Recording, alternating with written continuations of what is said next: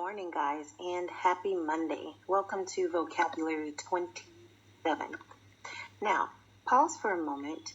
Make sure that you have completed your attendance on the Monday post under the Poly survey. If you have not done that, please go ahead and pause the video and do so right now.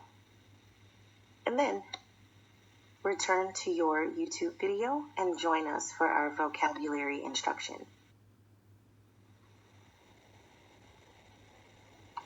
All right, guys, vocabulary 27, day 1. Your instructions are to copy each word and definition. Let's jump right in. Word number 1 is the word abolish. Now, the word abolish is a verb, an action word. When you abolish something, it means to put an end to something. In the example you see to the right, you see the word death penalty with a red circle and a slash through it. Normally, that visualization means that something is not permitted. So, the reason you see that is because the death penalty has been abolished. That is a symbol that shows the death penalty has been stopped, an end has been put to it. Word number 2 is the word prelude, which is a noun. Now, a prelude is an action or event that introduces something important. You all may have read a book where there was actually a prelude or some sort of event that you had to read and know about before actually jumping into the book. That's an example. Or a movie premiere. So right before one of the Avenger movies come out, or Iron Man comes out, or any big movie, they have what is called a movie premiere. And that's where all of the big actors from the movie, they come together for the first viewing of the movie itself. So that is an example of a prelude to an actual movie. Word number 3 is the word agony. Agony, which is a noun. Now, agony means to be in extreme mental or physical pain and suffering. In the visual here, this man is in mental agony because he has lost some family members to death. So he's feeling very, very sad. He's agonizing over the fact that he has lost some of his loved ones. Word number 4 is the word ascend, which is a verb, an action word. When you ascend, that means to climb or go upward, just like in this visual example of the young lady ascending the ladder. Word number 5 is superfluous. Again, that word is superfluous, an adjective, which is a word that describes something. Now, when something is kind of unnecessary because there is an ample amount or way too much of it, we can say that thing is, or describe that thing as being superfluous. So, for example, if this amount of fruit were put in front of you, for one person, this would be a superfluous amount. Way too much, more than enough, an ample amount of fruit for just one person. So we would call it superfluous.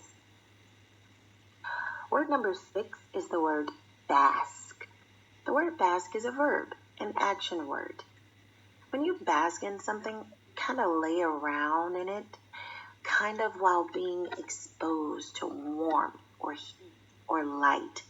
And normally when we're basking in warmth for any reason, it's for relaxation or pleasure. So in the example, you see the young lady laying out in the warm grass.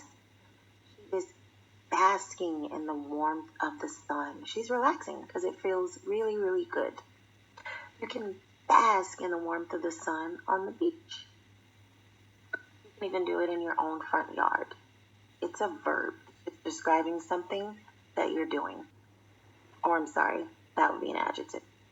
A verb is an action word. So when you're basking, you're completing an action. Word number 7 is the word quantity, which is a noun. That one's easy. because you should have heard the word quantity about 1,000,000 times by now in math class. So a quantity is an amount or number of something.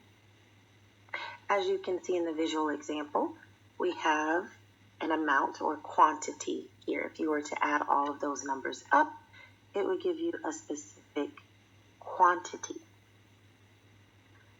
Word number 8 is the word indignant, which is an adjective. It's a word that describes something.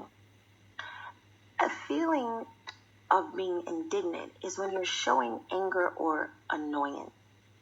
So in this example, you see the cartoon character with an indignant look on his face. The character is always angry or annoyed about something.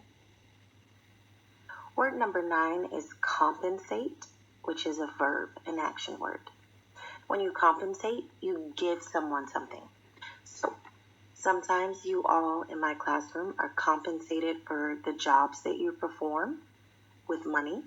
Sometimes you are compensated with awards for your grades.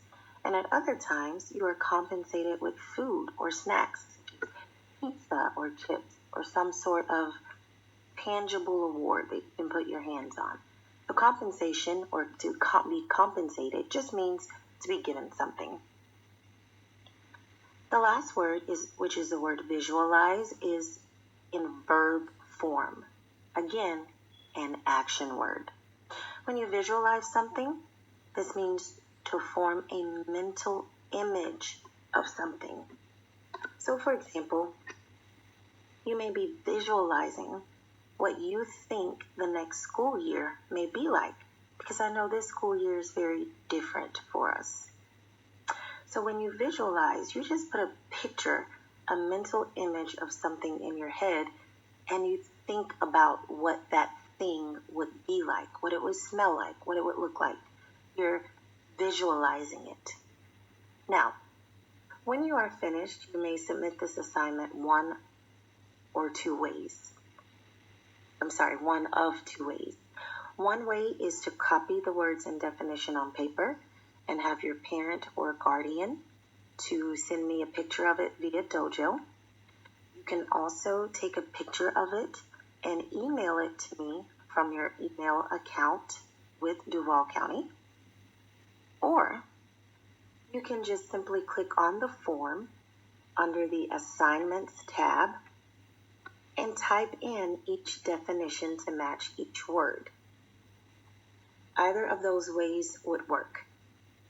All right, that is the end of Vocabulary Day 1. Have a happy Monday. And don't forget about Assignments 2, Assignment 3, and Assignment number 4. Love you all.